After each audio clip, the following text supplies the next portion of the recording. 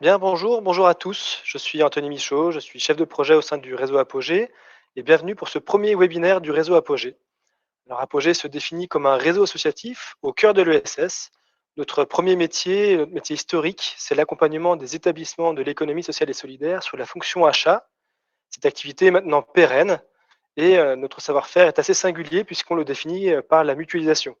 La mutualisation des connaissances, des compétences entre les établissements qui sont adhérents au sein du réseau Apogée et qui comporte aujourd'hui quasiment 7000 adhérents.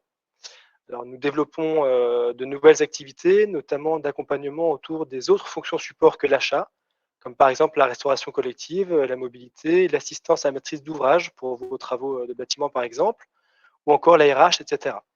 Vous trouvez d'ailleurs des ressources comme des podcasts qu'on est en train de créer qui s'appellent Voyage en expertise et que l'on diffuse chaque jeudi matin. Donc ce matin, l'un d'entre eux est sorti et que vous les retrouvez sur la page d'actu de notre site internet. Mais au-delà des fonctions support, nous sommes convaincus que la démarche d'entrepreneuriat social a la capacité de mettre en œuvre des réponses efficaces, innovantes, utiles, impactantes. Alors, je prends garde à la sémantique parce que parfois, les consonances peuvent être différentes d'un mot à l'autre en fonction des secteurs. Mais on voit bien là le chemin et l'objectif que nous cherchons à atteindre ensemble, celui d'assurer une vie plus épanouie, une meilleure prise en charge des personnes, une action plus inclusive, bref, d'agir pour une meilleure performance au service du bien commun. Et notre mission de mutualisation au sein d'Apogée est bien de soutenir les établissements de l'économie sociale et solidaire en les accompagnant et en créant des synergies au sein des réseaux pour inspirer les porteurs de projets d'une part et pour favoriser la réussite des actions d'autre part. Ce webinaire s'inscrit dans le développement du projet que nous appelons ici Racine et qui a pour vocation de valoriser les pratiques remarquables et de mettre en avant les sujets pertinents en adéquation avec les besoins du terrain et des personnes concernées, en réalité vos besoins. Le réseau Apogée a donc le plaisir de vous accueillir à ce premier événement numérique, on apprend, pour évoquer la place des personnes concernées, leur implication et le développement de ce qu'on appelle le pouvoir d'agir ou l'empowerment. Tout d'abord, merci à nos intervenants qui ont répondu favorablement à notre invitation pour intervenir sur ce temps d'échange et ainsi nous partager leur expérience autour de ce sujet, de cette thématique. Et surtout, merci à l'ensemble des participants qui se sont inscrits en nombre à cet événement. C'est une surprise pour nous, c'est une première édition. On ne savait pas vraiment si la réponse serait positive et on a eu plus de 100 inscrits, ce qui nous encourage énormément à continuer ce type d'événement. J'en profite dès maintenant et pour ne pas oublier, pour remercier l'ensemble des équipes qui travaillent souvent dans l'ombre au sein d'Apogée pour rendre possible la mise en place de nos nombreux projets. Enfin, pour la bonne organisation de ce temps passé ensemble, quelques informations logistiques. D'une part, on a un temps d'échange qui sera consacré à la fin de ce webinaire. Donc, je vous invite à poser vos questions durant les interventions à l'aide de l'onglet qui s'affiche à droite de votre écran. Et nous sélectionnerons les questions les plus récurrentes pour pouvoir les poser après l'intervention de chacun des participants, des intervenants. Par avance, pardon, parce que dans un temps d'une heure, avec un gros quart d'heure d'échange à la fin, il est probable que nous ne puissions pas traiter l'ensemble de vos questions. Nous vous proposons également tout au long de ce webinaire un sondage, pareil sur la droite de votre écran. L'idée étant que vous puissiez répondre à ce sondage avant de nous quitter. Il est possible que certains d'entre vous nous quittent avant la fin. Et ce sondage a vocation à nous aider, à nous améliorer et être dans une démarche de progression pour nos événements à venir. N'hésitez pas, avant de nous quitter, à venir sur ce côté-là. Afin d'illustrer cette thématique, nous allons accueillir aujourd'hui 4 interventions avec parfois plusieurs intervenants. Tout d'abord, Cécile Martinez, directrice de l'Institut des Arts Inclusifs, qui interviendra aux côtés de Cyrielle Besson, chargée de développement de projets culturels au sein de l'Institution des Arts Inclusifs pour la DPI Var Méditerranée, et Lucie Carta, danseuse et étudiante en informatique. Une seconde intervention avec Mehdi Napti, directeur du pôle territorial 93 pour l'association de la résidence sociale et président de la coopérative Novaedia. Ensuite, nous aurons une intervention double avec Cyril Guesso, qui est président de l'Union nationale des entreprises adaptées, et Rachid Zamani, directeur de la SCOP Co-Savoir. Et enfin, l'intervention de Hugo Huppert, coordinateur de la formation droit, handicap et participation sociale pour l'association AMAC. Alors, sans plus tarder, place à nos premières intervenantes, Cécile, Cyrielle et Lucie. Bonjour, merci à vous d'être parmi nous. Pouvez-vous nous présenter comment est-ce que l'Institut des Arts Inclusifs agit justement sur l'implication, l'engagement des personnes à travers la danse. Je vous cède la parole. Bonjour à tous. Donc, je suis Cécile Martinet, je suis la directrice de l'Institut des Arts Inclusifs. Cet institut vient de naître, je dirais, puisque nous l'avons ouvert en janvier 2021. La mission principale de l'Institut, l'INAMIS, comme nous on l'appelle, est de faire de la culture un laboratoire de l'insertion et de l'inclusion, bien entendu, des populations fragilisées. Les personnes vivant avec un handicap ou une fragilité veulent agir en tant que citoyens et être acteurs à part entière de la culture et de la pratique artistique. L'Institut est né de la fusion entre l'association Au nom de la danse que j'ai créée en 2003 et qui a 20 ans d'existence au sein de la culture inclusive. Nous sommes des danseurs à la base, je suis moi-même chorégraphe et professeur de danse, et nous avons développé pendant 20 ans la pratique artistique auprès des personnes en situation de handicap, des personnes que nous avons impliquées à la base de cette création d'association. Et puis, on s'est dit comment développer encore plus, comment grandir encore plus, comment être plus fort culturellement parlant et artistiquement parlant. Donc, on est allé chercher un soutien d'une association de territoire qui est importante ici, c'est la DAPI Var Méditerranée avec ses 2500 personnes fragilisées et ses 42 établissements. Et l'impact de l'Institut est, on peut dire, déjà très visible parce que les retours que nous avons en interne, mais également en externe, nous confortent dans l'idée que l'art et les pratiques artistiques et la culture sont un levier d'insertion pour toutes ces populations fragilisées.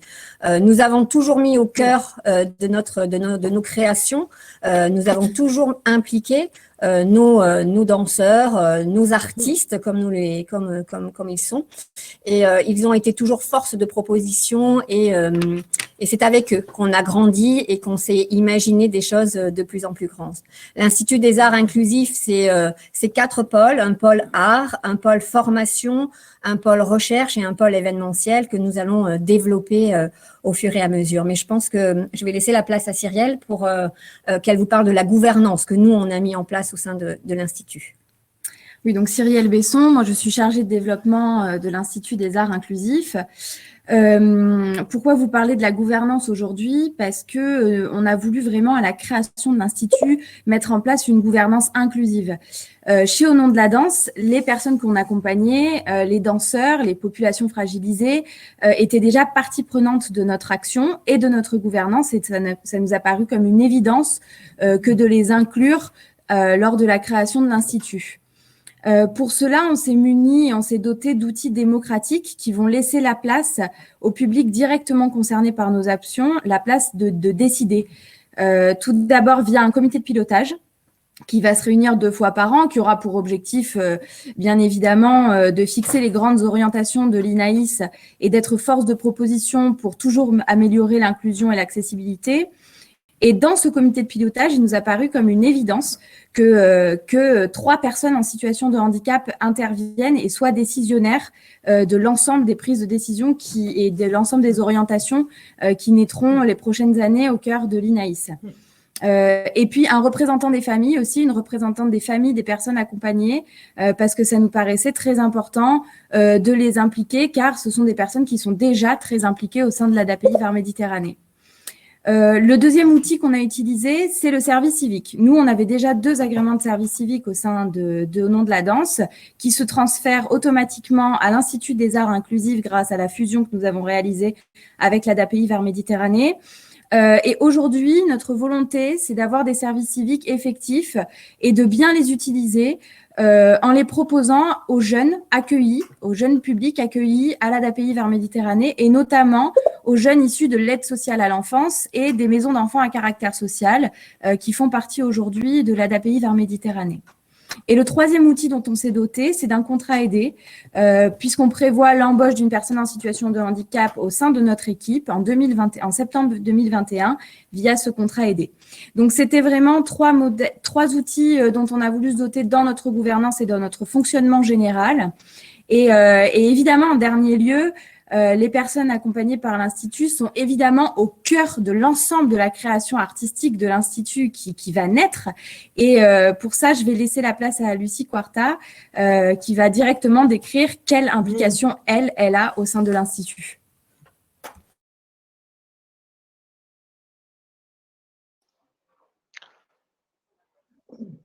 C'est bon ?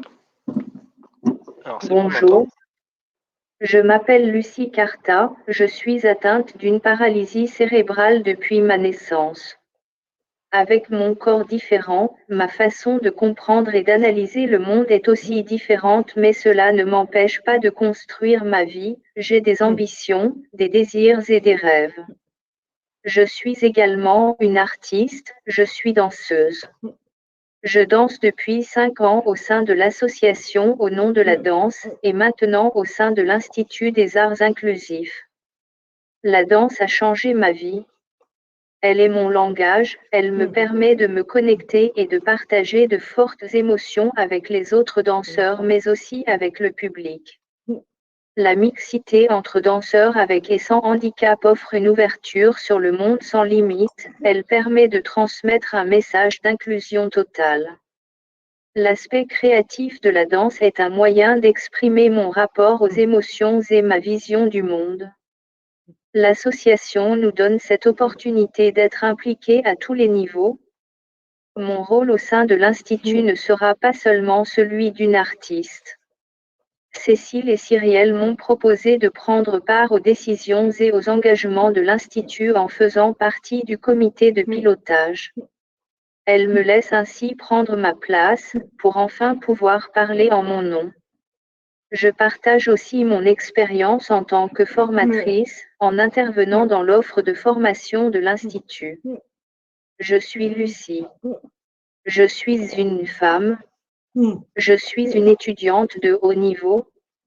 Je suis une sportive. Je suis une artiste. Et je suis une femme engagée.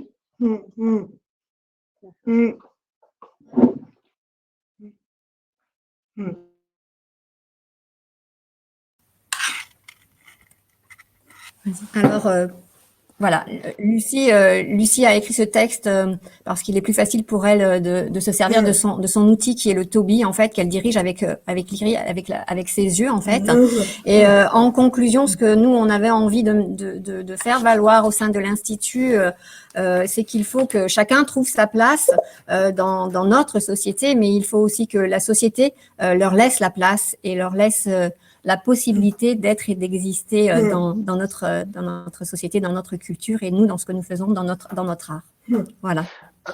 Un grand merci pour votre intervention et puis restez bien avec nous. Je pense que les questions arriveront, on pourra échanger, continuer cet échange tout à l'heure et ça me permet de faire la transition pour donner la parole à Mehdi Napti, donc directeur du pôle 93 de la résidence sociale et président de Novaedia. Mehdi, comment est-ce que chez vous on met en place l'engagement de vos usagers ?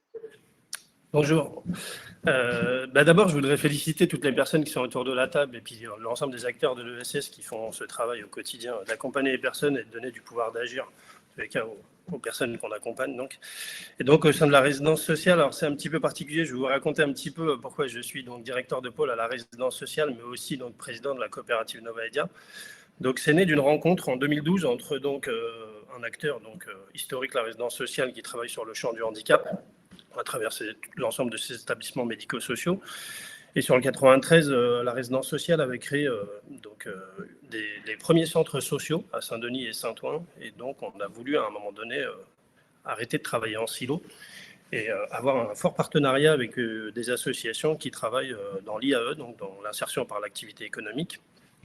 Et donc, en 2012, on a rencontré une association qui s'appelle Capital Banlieue, qui avait des activités qui étaient donc en lien avec les activités que nous on porte, c'est-à-dire des activités traiteurs, parce qu'on est traiteur et on fait du traiteur et de la restauration, sur les Playel particulièrement. Et donc on a rencontré cette association qui s'appelle Capital Banlieue. Et avec cette association, on a dès le début en fait voulu mettre en place des binômes de personnes en situation de handicap et personnes en insertion. Donc, où on va retrouver à tour de rôle des personnes qui sont accompagnées, mais aussi accompagnantes. Vous m'entendez bien ? J'ai vu qu'il y avait une main qui était levée. Non ? Pardon, excusez-moi. Et, A priori, tout va bien. Oui. d'accord, excusez-moi. Et donc, dans ces binômes, l'idée, c'est que les personnes en situation de handicap qui ont une forte compétence sur le métier d'agent polyvalent de restauration accompagne la personne en insertion, et inversement, la personne en insertion qui a une très bonne autonomie accompagne la personne donc, qui est en situation de handicap, qui va parfois manquer d'autonomie sur les gestes de la vie quotidienne ou dans le cadre de leur travail. Et donc, en 2012, cette première création de binôme, quelques années après, on a créé une coopérative donc pour aller plus loin sur ce modèle. Donc la coopérative s'appelle aujourd'hui donc Novaedia. Elle a 5 ans. On est en train de revoir aujourd'hui les statuts de cette coopérative. Et on a été plus loin, c'est-à-dire que sur l'ensemble de nos activités de travail, on a mis en place des binômes. Donc comme je le disais, personnes en situation de handicap et personnes donc en insertion. Et l'idée, c'était de pouvoir, en tous les cas, supprimer l'accompagnant, on va dire l'éducateur technique ou l'éducateur spécialisé qui habituellement accompagne les personnes chez nous. Aujourd'hui, donc, on travaille sur des activités en logistique, mais également en agriculture urbaine. Et sur l'ensemble de ces activités, donc, on peut retrouver ces binômes. La particularité également, c'est qu'au niveau de la gouvernance, comme vous le savez, dans une coopérative, c'est que l'ensemble des acteurs, donc les salariés, mais également les usagers, sont acteurs de leur devenir à travers l'ensemble des réunions qui sont mises en place. Et ça nous permet ainsi de pouvoir donner vraiment une visibilité plus complète du projet associatif de nos établissements, mais surtout du projet coopératif, qui est vraiment un projet local, d'ancrage territorial, avec un fort développement endogène de tout ce qu'on peut avoir autour, mais parce que sur l'agriculture urbaine, on a un lieu qui est un petit peu atypique, de formation, de sensibilisation, mais également de production. Et puis surtout, l'envie d'être maître de son projet professionnel, parce qu'on a dans nos établissements l'obligation de mettre en place des projets d'accompagnement individuel tous les ans. Et on n'a pas le même fonctionnement au niveau des entreprises et au niveau de l'IAE. Donc l'idée, c'était d'avoir un modèle qui soit unique et un petit peu différent de ce qu'on peut retrouver aujourd'hui en entreprise, avec un accompagnement au quotidien. On va dire, comme je vous le disais, donc accompagnant, accompagné. Et puis voilà, donc cette coopérative a été un petit peu plus loin, la coopérative, on a été un petit peu plus loin en faisant entrer donc, le service public, donc la mairie, la communauté de communes et le département, pour avoir autour de la table, encore une fois, l'ensemble des parties prenantes pour les projets des personnes qu'on accompagne, parce qu'un projet professionnel ne reste pas que, c'est pas assez global pour nous. Ce qui est important, c'est le projet de vie de la personne. Et quand on sait que les difficultés qu'on peut avoir sur notre département en termes d'appartements, de logements, mais aussi de santé et de culture, ça nous permet d'avoir l'ensemble des parties prenantes sur l'ensemble de ces sujets pour aboutir à des projets qui soient bien plus aboutis et qui aillent beaucoup plus vite en fin de compte. Voilà ce que je peux vous dire de la résidence sociale, mais surtout de la coopérative Novaedia qui porte ce travail au quotidien. Est-ce qu'en un mot, vous pouvez nous repréciser, parce qu'on a eu un long échange il n'y a pas longtemps, comment est-ce que finalement ce binôme que vous avez mis en place entre des personnes en situation de recherche d'insertion sociale avec ce binôme-là, personnes d'ESAT, comment est-ce que ce binôme-là finalement a influencé tous les projets qui sont enclenchés derrière?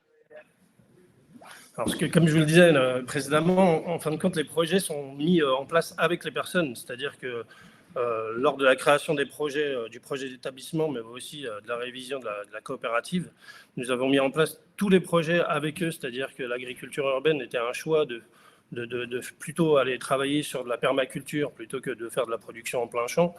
Et exactement, on a eu les mêmes pratiques en cuisine, c'est-à-dire qu'on leur a demandé sur quel support ils voulaient travailler, avec la mise en place de fiches techniques bien spécifiques par rapport aux compétences de chacun.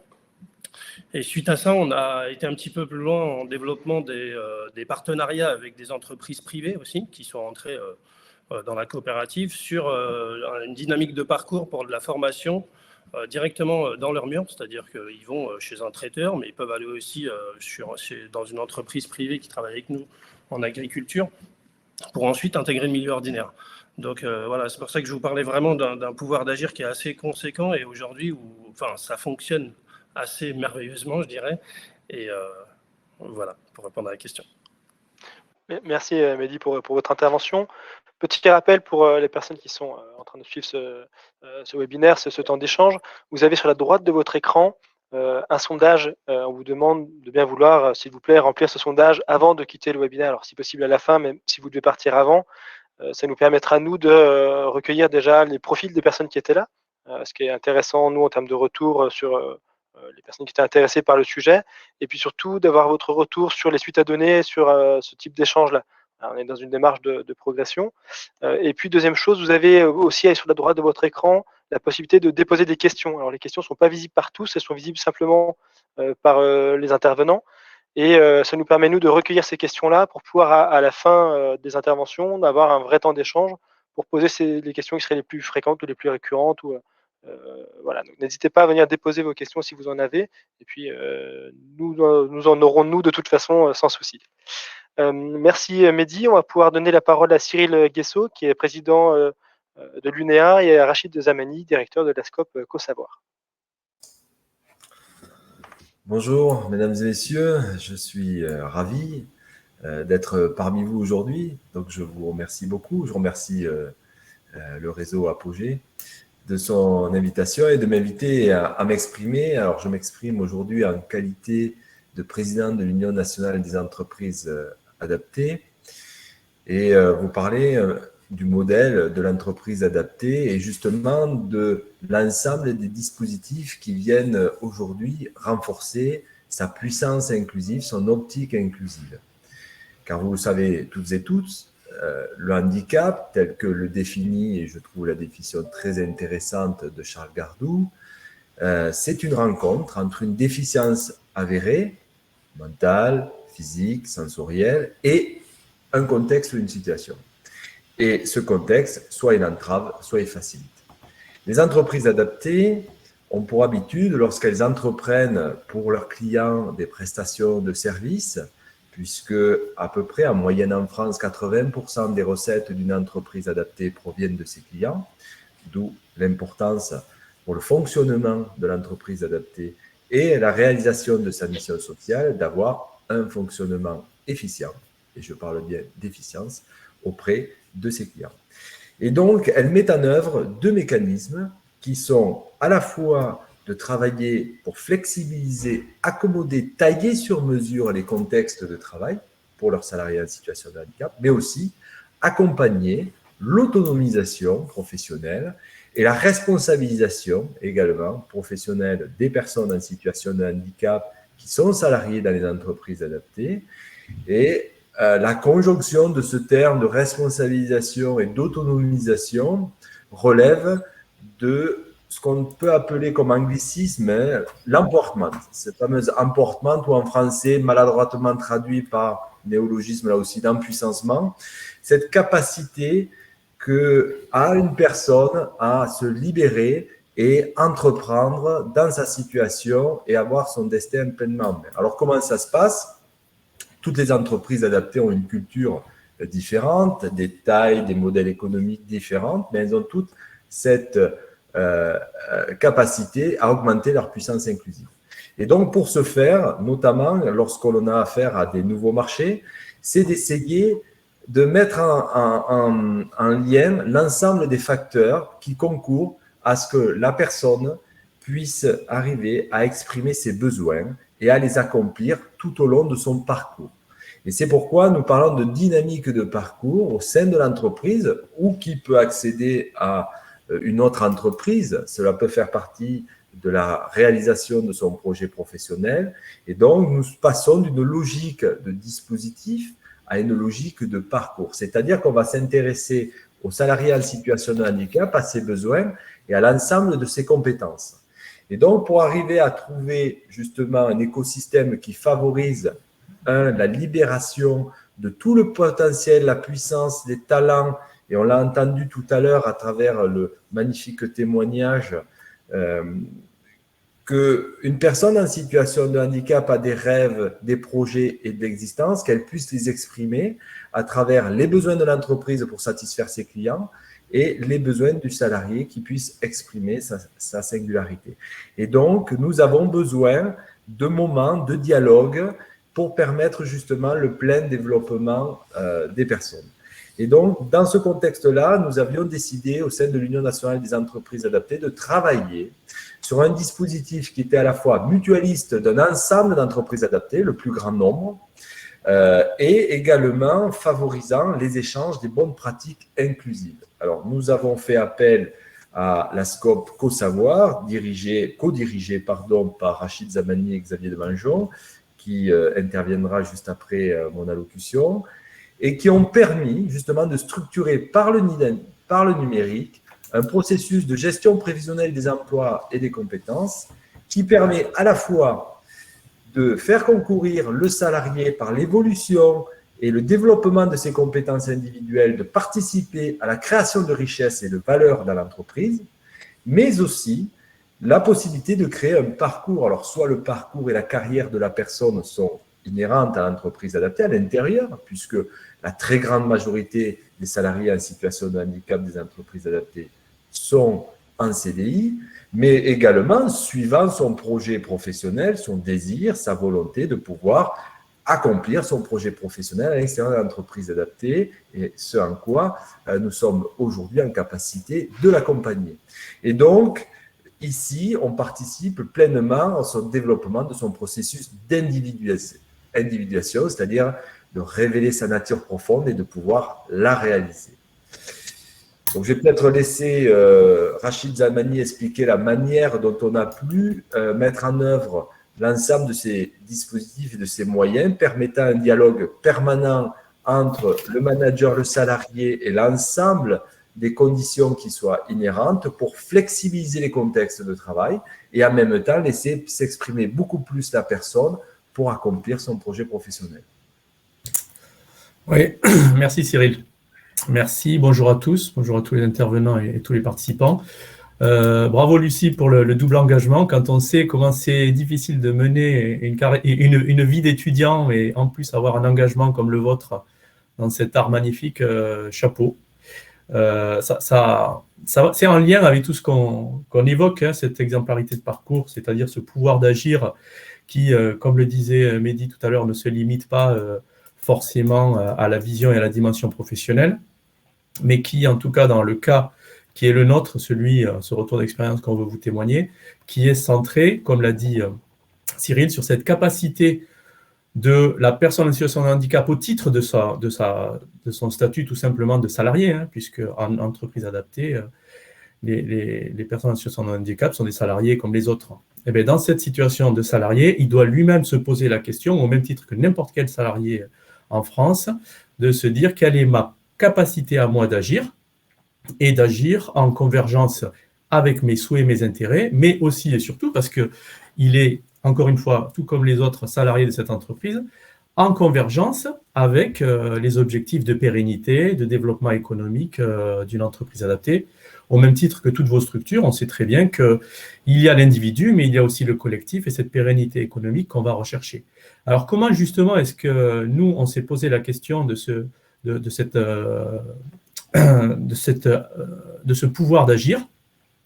Mais en fait, on n'a rien fait de particulier d'un point de vue organisation, outillage, mais par contre, on a travaillé dans la méthode quelque chose qui était nouveau, et on l'a travaillé, l'UNEA nous a donné la chance de le travailler à l'échelle nationale, donc vraiment de se poser une multitude de cas de figure avec certes des différences de situation de handicap, mais des différences de métiers, hein, puisqu'on parlait de 250 métiers différents, et surtout de partir de profils, puisque l'entreprise adaptée, Cyril ne l'a pas dit, mais dans le cadre du pouvoir d'agir qui est donné par l'entreprise adaptée, c'est quand même quelque chose qui est, en tout cas, selon moi, assez noble, mais les ESAT font la même chose et les entreprises d'insertion aussi.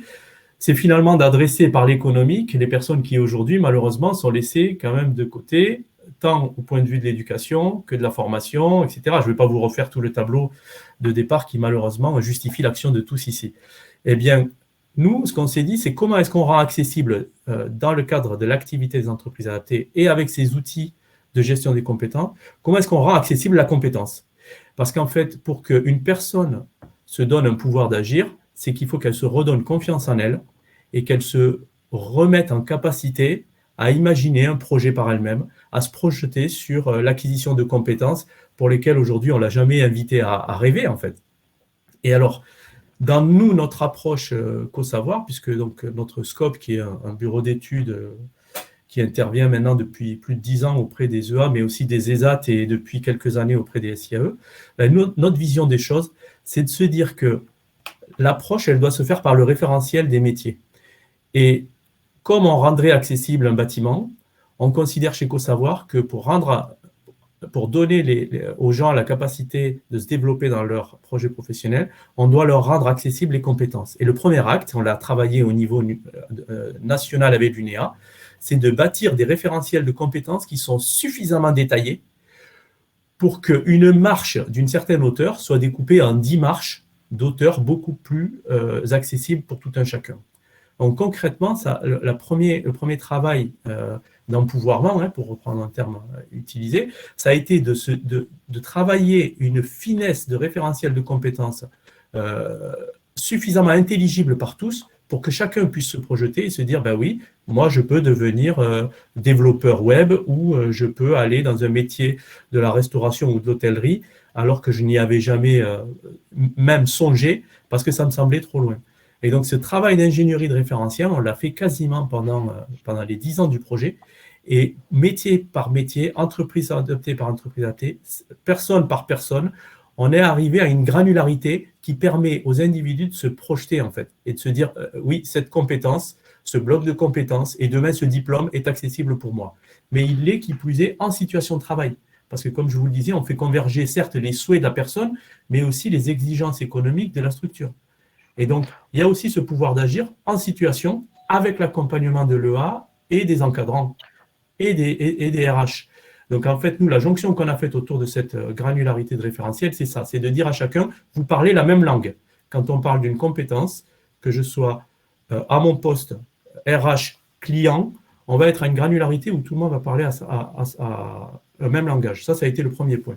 Et le deuxième, en fait, c'était somme toute classique, je vous disais, c'était de venir apporter aux encadrants, aux dirigeants, aux RH, aux salariés eux-mêmes, cette langue de la gestion des compétences, alors qu'on appelle pompeusement la gestion prévisionnelle des emplois et des compétences, mais c'est ni plus ni moins que des outils, des méthodes, des formations, pour que tout le monde puisse accompagner la personne dans l'éclosion d'un projet professionnel, la récolte des besoins de formation, tracer les souhaits d'évolution au sein de l'entreprise adaptée, mais aussi, comme l'a dit Cyril, ensuite à l'extérieur, avec des souhaits de mobilité, et préparer, c'est ni plus ni moins finalement ce qu'on a fait.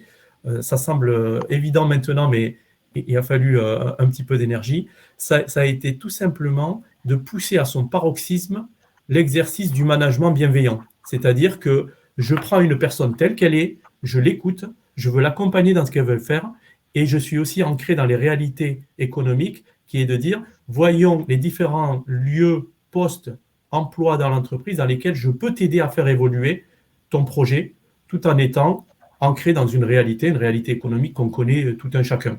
Donc, ce n'est pas un traitement à part. J'ai bien aimé tout à l'heure quand on a parlé de l'histoire des binômes, parce que l'histoire des binômes, on aurait pu imaginer que c'est prendre plusieurs problèmes et les rassembler. Et en réalité, c'est plutôt ramener plusieurs visions de ce qu'est le pouvoir d'agir avec des freins qui sont différents et faire rencontrer à chacun le fait que par les compétences, par l'acte d'emploi et de travail, on est en capacité, tout un chacun, qu'on soit en situation de handicap ou pas, de se dire que finalement, toute cette capacité, ce pouvoir d'agir, certes, il y a tout le cadre accompagnant, il y a toutes les ressources, les moyens qui sont attribués, mais qu'au final, ça reste, et comme nous l'a montré Lucie avec ce double engagement, ça reste à la personne de faire ce chemin. Et nous, à tous, modestement, ce qu'on fait avec des outils, des méthodes, des applications, on met à disposition simplement des catalyseurs de ce pouvoir d'agir qui est au fond de chacune de ces personnes accompagnées. Merci pour cette présentation. Alors, on voit bien que ce pouvoir d'agir, finalement, c'est permettre à chacun de se projeter et de voir où il veut aller, et que du coup, l'outil permet de faire chaque pas là où on en est, et de voir l'étape suivante, et de voir chaque étape permettre d'aller se projeter au-delà de notre quotidien. Oui, si vous le permettez, Anthony, simplement, je rajouterai, Charles Gardou a dit il n'y a pas de vie minuscule. Nous, chez CoSavoir, on rajoute il n'y a pas de compétences mineures. Aussi modeste soit-elle, il faut la tracer, il faut l'enregistrer et il faut redonner cette confiance et cette dynamique à chacun. Merci Cyril et merci Archid. Alors, on a commencé sur les questions de la gouvernance et de l'implication par la gouvernance. On est allé après sur la question là, de ces binômes. Moi, j'aime bien cette question de ce sujet de binôme parce qu'on se rend compte que finalement, on n'est pas obligé de prendre en charge systématiquement. On peut parfois mettre en place des projets qui permettent finalement d'avancer sans qu'on soit dans une logique de prise en charge qui arrive par-dessus. Ce que je trouve intéressant. Là, on est sur la question de la théorie des petits pas, chaque petit pas qui permet d'avancer dans son projet professionnel. Et puis, on va pouvoir donner la parole à Hugo Huppert, qui est coordonnateur de la formation droit, handicap et participation sociale à l'association AMAC. Et donc, on va pouvoir compléter le tableau avec la question de la formation. Hugo, on vous cède la parole.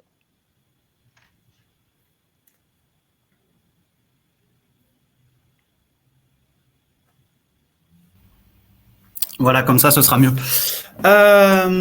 Effectivement, il y a plein de choses dans lesquelles on se retrouve, même si on n'est pas toujours sur les mêmes secteurs. Donc, je vais présenter, donc je suis Hugo Huppert, coordonnateur de la formation droit, handicap et participation sociale de l'association AMAC. Je présente très rapidement qui est l'association AMAC, sinon vous allez avoir du mal à me suivre. On est une association lyonnaise, on existe depuis de nombreuses années. Et on accompagne plus particulièrement des personnes qui sont en souffrance psychique, donc plutôt dans le contexte de la santé mentale. Et on a des établissements sociaux et médico-sociaux, donc des lieux d'accueil de jour, on a un service d'accompagnement à la vie sociale, on parraine aussi un groupe d'entraide mutuelle. Donc voilà, on a aussi un service vacances qui se déploie un peu dans toute la France. À AMAC, et pour revenir sur la question de la gouvernance associative, il y a quelques années, suite à une fusion, comme beaucoup les connaissent, on a voulu remettre vraiment, alors ce que disait la loi 2002, au centre du dispositif les personnes concernées, les personnes accompagnées, en leur laissant une place au conseil d'administration. Donc ça nous semblait presque naturel, même si on a attendu des années pour le faire. Mais c'était facile à décréter, beaucoup plus compliqué à accompagner. Et du coup, on a mis en place plein de réflexions autour de ça, notamment dans la co-construction du projet associatif avec les personnes. On a mis en place, à l'époque, en 2017, une formation qui permettait aux personnes concernées de connaître déjà leurs droits. On se rend compte tout un chacun qu'on n'est pas toujours très au clair vis-à-vis de tout ça, de se décaler un peu de cette position de handicap et de déconstruire. Alors j'ai entendu parler de Charles Gardou, voilà, on peut prendre aussi des réflexions plus québécoises autour du processus de production du handicap, donc de travailler sur la posture de la personne, et puis aussi de les amener à réfléchir sur comment on peut agir aujourd'hui, mais dans une association, dans son parcours de vie ou même au niveau politique.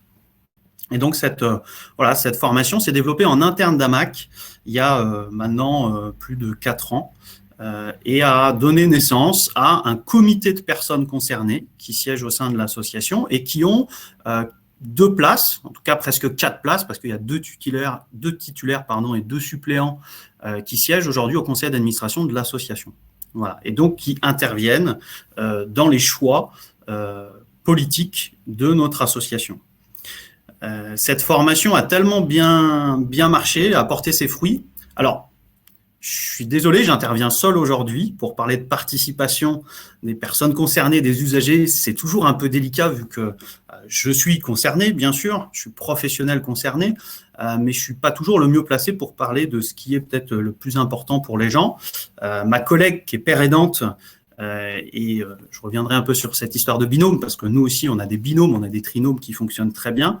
Ma collègue père aidante n'a pas pu se libérer aujourd'hui, donc je vais peut-être plutôt parler de l'impact que ça peut avoir dans le côté professionnel par la suite, de travailler vraiment côte à côte en position d'allié avec les personnes qu'on accompagne. Voilà, cette formation, je disais, elle a tellement bien fonctionné et eu un impact très positif au sein de l'association qu'on a, suite à des états généraux qui étaient organisés par des personnes vivant ou ayant vécu avec des troubles psychiques sur Lyon, on a été interpellé par un collectif, toutes et tous concernés, qui nous a demandé de mettre en place cette formation sur le territoire du Rhône grâce à un financement de la Fondation de France. Donc aujourd'hui, cette formation, et on a un deuxième cycle qui va commencer d'ailleurs cet après-midi, cette formation, c'est 6 demi-journées. Hein, c'est un rythme adapté, c'est aussi une pédagogie qui est très participative.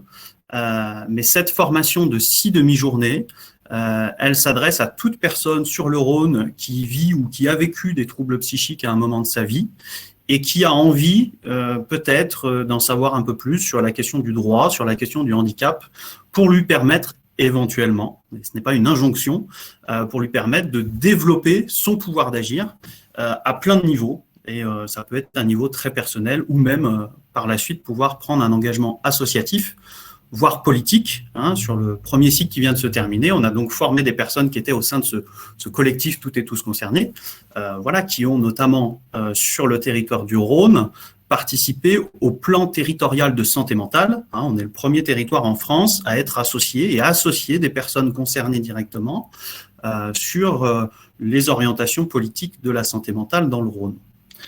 Voilà. Je fais juste une petite parenthèse, donc je ne vais pas rentrer dans le détail de toute cette formation, mais elle a quand même un socle commun entre tout ce qu'on peut faire, c'est la question de la co-construction avec les personnes concernées. J'ai beaucoup aimé aussi cette idée de binôme, ça m'intéresserait d'en savoir un peu plus.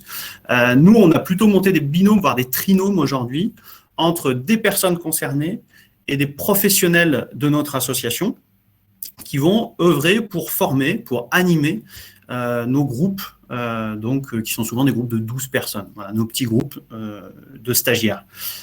Et les regards croisés sont d'un enrichissement voilà, très, je pense que je vais l'apprendre à personne, mais voilà, qui sont très enrichissants. Et aujourd'hui, on co-anime et on co-construit cette formation avec des personnes concernées qui elles-mêmes ont suivi la formation en amont, avec un professionnel de l'association et puis aussi avec un père aidant professionnel. Et j'en profite pour vous parler de la plateforme de père aidant Esper qui s'est montée à Lyon. Si vous voulez aller vous renseigner, on est vraiment dans la participation proactive des personnes concernées. Voilà. L'impact, alors il y a des limites, bien sûr, on ne va pas se mentir, on est en 2021 et moi je fais écho à la loi de 2002. On sait que c'est une dynamique qui prend du temps. La participation, c'est long, mais qu'est-ce que c'est bon, quoi. Qu'est-ce que c'est enrichissant pour toute personne qui se retrouve dans ces processus-là. Je crois que l'association AMAC l'a bien compris. Le prochain niveau, c'est une place au sein du bureau de l'association pour une personne concernée. Encore une fois, voilà, c'est un parcours et c'est un choix aussi des personnes de s'engager comme le fait par exemple la première intervenante qu'on a vue. Je crois que c'est Lucille. Voilà. Voilà pour la petite présentation. Je réponds aux questions s'il y en a, ou vous pouvez bien évidemment trouver toutes les informations sur notre site internet. Et c'est avec plaisir qu'on mutualisera et qu'on échangera de nos expériences, parce que je sais qu'il y a plein de collectifs qui peuvent être aussi sur ces fonctions-là. Mais la formation, pour moi, est vraiment un moyen pour développer le pouvoir d'agir. Merci beaucoup Hugo. Alors quelques notions clés comme ça qu'on peut déjà commencer à capter. On a eu la question de la gouvernance, on a eu la question de la pérédance, qui est un sujet qui revient régulièrement sur ce sujet-là. Il y a eu la notion de binôme, trinôme de personnes concernées qui agissent côte à côte. La notion de parcours, la notion des choix des personnes, de leurs propres choix individuels dans leur propre quotidien. Le lien entre les personnes concernées et les professionnels. Et puis, alors, nous, on est en train de noter pour la synthèse tous les concepts qui arrivent un peu au fil des discussions. On a reçu quelques questions. On ne va pas pouvoir toutes les traiter dans les 15-20 minutes qui nous sont accordées. La première question que j'aimerais vous poser, parce que la difficulté dans ce type d'échange, c'est qu'on voit toujours le beau côté de la médaille. Mais j'aimerais aussi qu'on parle du revers de la médaille, ou du côté qui est peut-être moins simple, mais qui fait partie de cette réalité-là quand on met en place des démarches comme le pouvoir d'agir. Quels sont les freins finalement que vous avez rencontrés les uns et les autres dans vos démarches de pouvoir d'agir? Est-ce que il y a eu des combats à mener en interne ou avec l'externe pour que vous puissiez justement engager cette démarche-là au sein de vos projets? Si vous pouvez juste lever la main les uns ou les autres, qu'on puisse vous donner la parole. Mais voilà, quels sont les freins que vous avez rencontrés? Alors, il y a Cyril qui a levé la main dans un premier temps. Alors, il faut mettre le micro par contre, Cyril, on ne vous entend pas.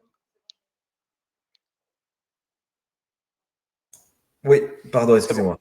Oui, très brièvement, en fait, dans tout ce que l'on a dit tous ensemble, puisque je pense qu'on a quasiment à synthétiser dit la même chose, c'est d'augmenter le pouvoir d'agir de l'ensemble des personnes, quelles qu'elles soient, quelle que soit leur situation, mais aussi de diminuer le pouvoir sur, c'est-à-dire cette autorité, cette norme qui nous accable tous. Et alors, une des difficultés que l'on a, notamment par le numérique, qui est à la fois une solution et à la fois une contrainte, c'est les normes excessives. Et la société inclusive, c'est à laquelle on aspire, et l'idéal qui laisse tout le monde s'exprimer de la possibilité de réaliser ses rêves, c'est celle qui s'élève contre l'emprise excessive des normes, qui prescrivent, qui proscrivent et qui embolisent l'expression singulière.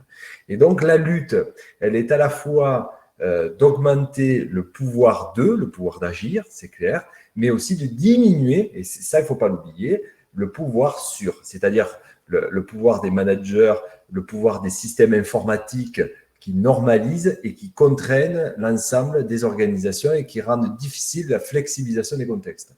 Et cette flexibilisation des contextes, c'est celle-ci à laquelle on doit vraiment travailler et celle-là, elle va passer notamment par de l'urbanisation de l'ensemble des systèmes d'information, c'est-à-dire la manière dont va circuler l'information qui est nécessaire à tous. Et là, il peut y avoir des difficultés parce qu'on est souvent contraint par le diktat de certaines normes qu'il faut essayer de flexibiliser, sinon on en devient sous des potentialités de forme de normose, hein, cette nouvelle maladie qui vous contraint à ne pas être celui que vous devriez être et entrave donc le processus d'individuation. Merci Cyril. Il y avait Hugo aussi qui voulait apporter une réponse. Il faut juste remettre le micro. Super. C'est bon, vous m'entendez? Non, mais effectivement, les limites, et je pense que c'est encore plus le cas dans le monde de l'entrepreneuriat, c'est la temporalité. C'est qu'il faut réinventer aussi tout un tas de manières de travailler, et ça prend du temps. Et je crois que nous, ça a été, et c'est pour ça que voilà, je vous parle de 2017, voire même un peu avant pour le premier projet associatif. Aujourd'hui, on commence à voir les fruits de cette participation, mais il faut investir du temps, mais qui sera très riche. Le résultat sera beaucoup plus riche par la suite.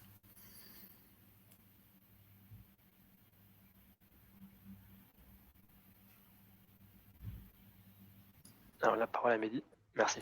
Oui, moi, pour compléter, oui, je rejoins totalement Cyril Guessot qui, effectivement, disait, on a eu vraiment cet exemple, ce retour d'expérience qui fait que on se rend vraiment compte de la mainmise que peuvent avoir les intervenants et les encadrants, en fin de compte, par toujours cette idée de posséder et de pouvoir, ce pouvoir, en fin de compte, sur les personnes. Et c'est vrai que c'est un petit peu, je rajouterais donc, en plus des normes, des règles et des lois, effectivement, qui sont des fois un petit peu bloquantes pour nous, parce que quand on veut donner du pouvoir d'agir, on a toujours, en termes de sécurité, certaines règles, et donc on essaye d'être un petit peu borderline, parce qu'on veut donner plus de pouvoir d'agir, mais c'est vrai qu'on a aussi cette contrainte, des fois, des personnes qui encadrent et qui s'approprient un peu même les personnes, au-delà de s'approprier, en fin de compte, leur poste, ils s'approprient, c'est-à-dire qu'on va dire c'est mes jeunes, ce sont je suis l'encadrant de, voilà, ils s'approprient la façon de voir les choses des personnes qu'on accompagne parfois. On a même nous entendu en préparant cet atelier-là, cet échange numérique, on a eu des personnes qui nous expliquaient que on avait tellement désappris à prendre des décisions que quand on demandait ne serait-ce que la couleur de la chaise qu'ils voulaient pour leur chambre, ils appelaient le directeur en disant et quelle couleur je dois mettre dans ma chambre? On te demande, ouais, mais vous en pensez quoi? Voilà, parce qu'on n'arrive plus à franchir ce palier-là. Je crois qu'il y a Hugo, qui a levé la main. Mais je pense que, et pour rebondir là-dessus, plus loin que le pouvoir du professionnel sûr, c'est ce que vous disiez là, c'est l'autostigmatisation des personnes elles-mêmes. Et c'est comment on sort de ce schéma qu'on a toujours connu aussi pour essayer de comprendre. Nous, par exemple, dans la formation, on commence par dire, je vais faire un gros raccourci, attention, vous n'êtes pas handicapé. Ou on est tous handicapés, on pourrait voir ça comme ça. Et c'est aussi… On enlève la frontière. Voilà, re-questionner sur la place du handicap, sur la responsabilité de l'environnement et comment aussi on peut, alors travailler sur soi c'est sûr, mais comment on peut travailler sur l'environnement pour permettre effectivement de faire tomber un peu les barrières. Alors, je vais proposer une nouvelle question parce qu'on a reçu plusieurs questions. Alors, je suis désolé d'avance, on ne pourra pas toutes les traiter, donc il y aura forcément de la frustration. On vous enverra une synthèse et puis je pense que la plupart des intervenants n'auront pas de contradiction à ce qu'on laisse leur mail si vous voulez pouvoir échanger. Donc, je vais essayer de prendre des questions qui sont un peu plus généralistes, puis les questions vraiment précises, on vous laissera vous mettre en contact par la suite. Une question de Justine qui travaille au Living Lab de l'Espace Collab à Lyon. Dans le cadre de personnes en situation de handicap qui sont experts mais hors ESAT, notamment lorsqu'ils sont testeurs, comment peut-on gratifier les personnes, alors financièrement directement auprès de la personne ou auprès des établissements ou autres. Par exemple, le cas du Living Lab, nous souhaitons impliquer les personnes de masse ou de femmes ou de foyer de vie dans les projets des entrepreneurs. Et nous butons sur le moyen de reconnaître, de valoriser leur implication autrement que uniquement par leur simple participation en disant c'est bien, vous participez au bien commun, mais comment est-ce qu'on peut davantage gratifier, remercier, valoriser dans ces cadres-là? Parce que parmi vous, certains ont des idées, des propositions, ont déjà perçu des choses de ce cadre-là. Alors, Rachid. Hop. Oui, alors je ne connais pas particulièrement ce cadre-là, je ne connais pas ce lab, mais ce que je peux vous remonter, nous, comme expérience terrain qu'on peut avoir ici ou là, justement, quand je parlais tout à l'heure de la prise en compte de toutes les compétences et les compétences de chacun, ce qui se fait beaucoup, en tout cas, nous, dans le cadre des accompagnants en entreprise adaptée, les encadrants, c'est que en fait, il y a une forme de reconnaissance du parcours déjà réussi, puisque on l'a dit, hein, vous l'avez dit, Anthony, c'est du pas à pas, mais il faut une forme de reconnaissance à chaque jalon. Et dans certaines équipes ou sur certaines prestations qui sont rendues chez le client, un encadrant va rendre une personne référente sur un sujet sur lequel, justement, elle a déjà exprimé une compétence, alors certes qui peut être limitée, mais qui est avérée sur des sujets très pointus. Et donc, faire de ces personnes des référentes pour le reste de toute l'équipe ou des autres parties prenantes vis-à-vis d'un client ou d'un partenariat, c'est des choses qui peuvent se faire. Et au-delà de simplement le remerciement à la participation, c'est la prise en charge d'une référence technique, par exemple, ou d'une intervention récurrente dans des événements ou de la prise en charge d'une partie de l'organisation. Voilà, ça peut être des choses comme ça. Ok, je crois qu'il y avait Hugo aussi qui avait levé la main, si je ne me trompe pas. Oui, non, mais très, très, très rapidement, parce que bien sûr qu'il y a des bénéfices de la participation, et nous, les gens qui viennent au niveau associatif, c'est bénévole pour la plupart, le bénéfice, il est pas, il est plutôt dans une reconnaissance, dans le fait de faire partie d'eux. On pourrait citer Joël Zask, philosophe de la participation, qui dit des choses très intéressantes là-dessus. Mais derrière, la question, je pense, qui se pose, c'est la question de la rémunération. Moi, je parlais de la paire aidance. J'ai une collègue paire aidante qui est financée, qui est salariée d'une plateforme de paire aidant sur Lyon. On a cette chance d'avoir ça. Mais le problème aujourd'hui, quand on veut faire intervenir des personnes concernées dans notre trinôme de formateurs, on s'est vite mis comme obstacle la question de la rémunération et comment on monte un statut spécifique sans qu'on ait de diplôme, sans qu'on ait de formation. Donc, on l'a mis en place. On propose une rémunération pour qu'il y ait une horizontalité dans l'équipe. Et ça, c'est ce qui est très important, je trouve. Mais encore une fois, les personnes ne sont pas intéressées parce que, encore une fois, c'est très lié à la perte d'aide qu'elles ont si elles travaillent ne serait-ce que 35 heures sur 4 mois. Donc voilà. Mais ça, j'ai pas la réponse pour le coup.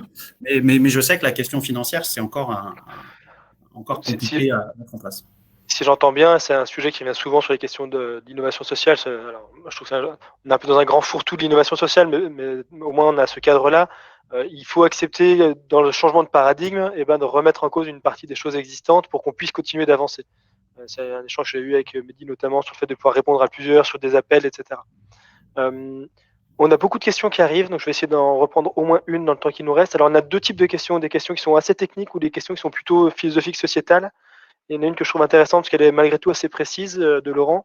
Nous parlons du pouvoir des professionnels sur, mais quelles peuvent être vos difficultés dans l'infantilisation que peuvent exercer parfois les familles?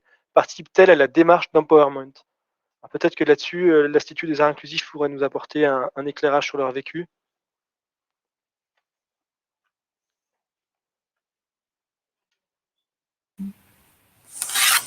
Oui, concernant nous la participation des familles, elles interviennent pas dans les activités artistiques propres. En fait, elles vont être source comment dire, de vision en fait du travail qui a été fait et de retour envers nos danseurs et les participants. La participation qu'on a au sein de la gouvernance de la famille et donc de nous amener cette ouverture et cette possibilité de compréhension différente, je dirais, de leur placement à eux en tant que parents sur les interventions que nous allons faire. Qu'est-ce qu'on pourrait rajouter par rapport à ça? L'ADAPI Vers Méditerranée, historiquement, c'est une association de parents et ce sont des parents qui sont très impliqués auprès de leurs enfants. Et nous, notre ambition avec l'Institut, c'est aussi qu'il y ait une réponse dans le conseil d'administration de cette personne qui participe au comité de pilotage, c'est qu'elle puisse apporter un nouvel éclairage aussi sur tout simplement la participation de leurs enfants dans la société et dans le milieu de la culture. Donc ça nous permet d'avoir une remontée de témoignages quelque part sur ce qui peut se faire, etc. Parce que les familles, autant il y a des familles qui sont extrêmement ouvertes et bien heureusement et qui sont ouvertes à déployer un maximum de dispositifs, autant parfois il y a des familles qui ne les connaissent pas encore, ces dispositifs.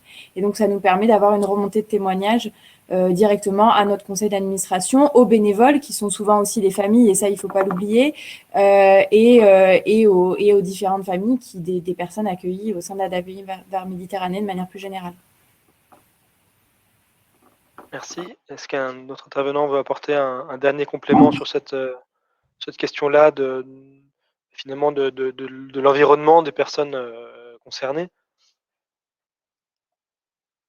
Mehdi, il faut juste remettre en place le micro. Oui, super. Excusez-moi. Oui, pour compléter, peut-être rappeler que le pouvoir d'agir, il est propre à chaque personne. Donc, à un moment T, je dirais, c'est un peu difficile de pouvoir faire agir les familles. Donc, nous, un peu comme ça a été dit, on fait très peu intervenir les familles. On est plus sur la notion de projet individualisé et la personne décide de son projet. Et puis des fois, il est remis en cause parce qu'il peut y avoir un événement familial ou autre. Et on est vraiment à individualiser en fait le pouvoir d'agir des personnes et leur envie. C'est-à-dire qu'on va se mettre des objectifs, mais on sait très bien que les objectifs, ils peuvent être remis en cause à tout moment. Donc c'est très difficile, ça serait très difficile en tous les cas de faire intervenir les familles. Parce qu'effectivement, elles peuvent infantiliser ou elles peuvent demander aussi trop à une personne. Donc, je pense que on est tous différents et il faut prendre en compte qu'on avance chacun à notre rythme et à petits pas. C'est vrai que c'est très bien dit. Chacun a son rythme, quoi. Alors, on va arriver au temps de la conclusion. Peut-être une toute dernière parole de Hugo.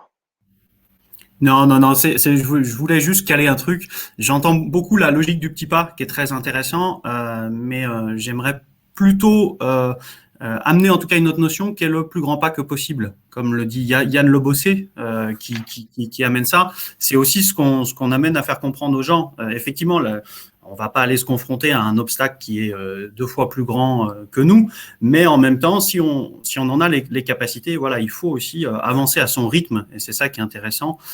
Voilà, vis-à-vis de la famille, bien évidemment qu'il y a des familles qui peuvent aider et porter la question du pouvoir d'agir. On sait que des fois c'est un peu plus compliqué, et encore une fois, c'est le regard qu'on porte sur le handicap de son enfant qui compte. C'est un peu parmi les questions qu'on a reçues, alors parfois, il y a eu des questions et aussi parfois des échanges de points de vue. C'est notamment là une des dernières qu'on a reçues en disant on est sur un besoin de changement de culture finalement. Et ça, on voit bien que les changements de culture se font pas en un jour. Qu'il faut accepter les victoires du quotidien pour grandir ensemble. On va arriver à la fin de notre heure d'échange. Alors, on est toujours frustré de terminer parce qu'on a toujours plein d'autres d'autres questions, plein d'autres sujets. Moi, il y a la question que je pose régulièrement qui est si on avait une baguette magique, comment est-ce qu'on pourrait révolutionner ou faire changer les choses? Mais du coup, avec tous les éléments qu'on a là, chacun va pouvoir construire sa réponse. Il va être temps pour moi de conclure. Sur ce temps de conclusion, ce que je propose à chacun des participants, si vous ne l'avez pas encore fait, c'est que vous avez sur la droite de votre écran une partie sondage.